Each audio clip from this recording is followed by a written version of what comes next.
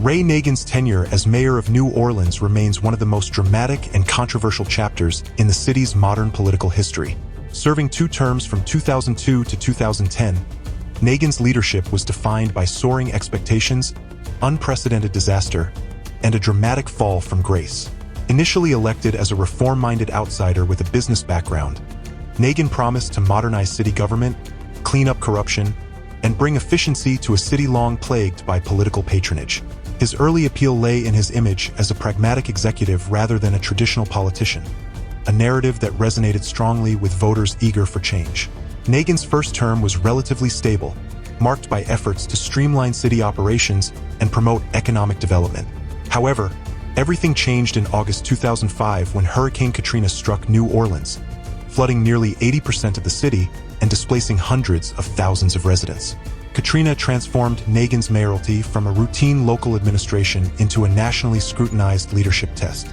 His response to the disaster, particularly delays in evacuation orders, confusion during emergency coordination, and emotional public appearances, drew intense criticism.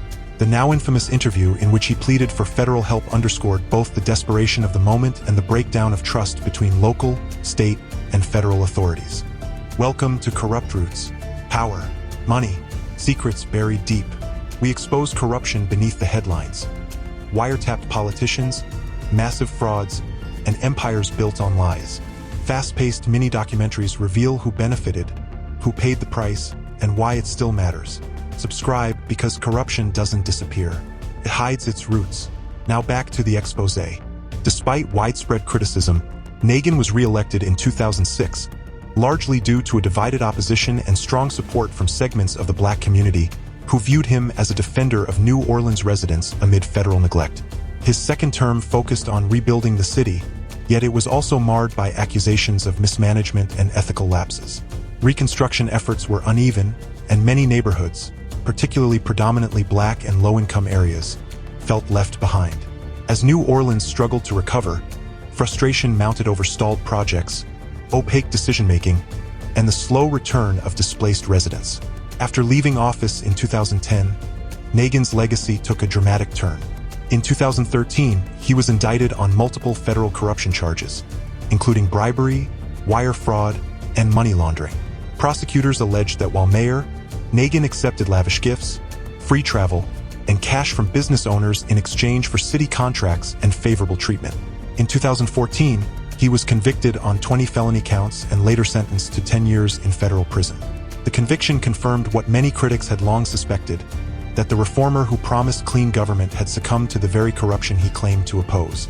Ray Nagin's tenure is now remembered as a cautionary tale about leadership under crisis and the corrosive effects of unchecked power. His rise reflected genuine hope for reform, while his fall exposed systemic vulnerabilities in local governance. Ultimately, Nagin's story mirrors the broader struggles of New Orleans itself during the early 21st century, a city battling natural disaster, institutional failure, and the enduring challenge of rebuilding trust between its leaders and its people. And that's where this story ends. But the corruption doesn't. These deals, these decisions, and these betrayals didn't just vanish when the headlines faded. Their roots are still woven into the systems we live with today. If you want to keep uncovering the truth buried beneath power and money, make sure you subscribe to CorruptRoots. Drop a like to keep these stories alive, and share this video so others can see what was really going on behind closed doors. Because every scandal has a beginning, and at CorruptRoots, we expose where it all started.